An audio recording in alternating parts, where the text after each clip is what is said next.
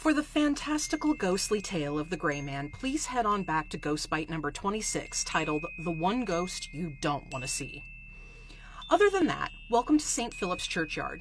There are several notable figures to history buried within its gates and fences, and even one stone whose epitaph once read the entire plot of one of Charleston's very first homicides. We'll start there. Just inside the gate to the west churchyard, lying flat on the ground, is a curious stone made up of two stones, really, a triangular one and a rectangular or squared-off one. While completely illegible now, they once detailed the murder of the man interred beneath them, and the other grave gave thanks and told the story of how his murder was solved. The epitaphs, now worn almost completely away by the elements and the passage of time, read as follows.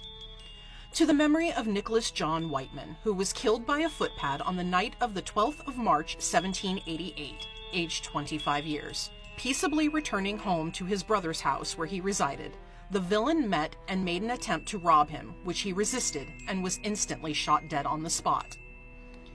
The description continued on the squared stone as follows. His brother, with but small assistance the same night, secured the murderer and 6 accomplices, being the whole of a gang that then very much infested the peace of the city, and by their frequent robberies and attempts to set fire to houses, kept the inhabitants in constant alarm. They were shortly tried, and upon the fullest conviction, condemned and executed. Divine Providence ordered it so that a single button belonging to the coat of the murderer found on the spot where the murder was committed by a child, a son of Mr. Edgar Wells, merchant, served with other proofs to discover and convict him. This marble is erected by an affectionate brother and sister in memory of the virtues of their dear brother, who was beloved by all who knew him. He was mild and affable in his manners, just, generous, and humane.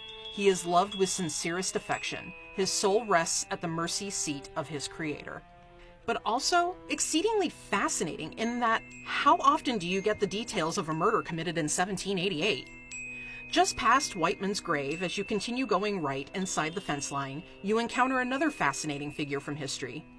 Marked by a bronze plaque with the Union Jack flag of Great Britain on it, is the grave of the man responsible for the capture of Stede Bonnet, the gentleman pirate. Not far from St. Philip's and its churchyard lies the Provost's dungeon, where Bonnet was kept before he ultimately hung for his crimes of piracy in Charleston's Hangman's Square. To be sure, St. Philip's is a beautiful church. Both its west and surrounding churchyard are something to behold, with some of the markers inexplicably uprooted and used as paving stones around the back of the church. The reason for this I wasn't able to find. At any rate, I'm going to leave you to it so you can see the loveliness of St. Philip's, and don't forget to check out that ghost bite about the churchyard's resident ghosts for more photos and footage. Until next time, my little strangelings, happy hauntings.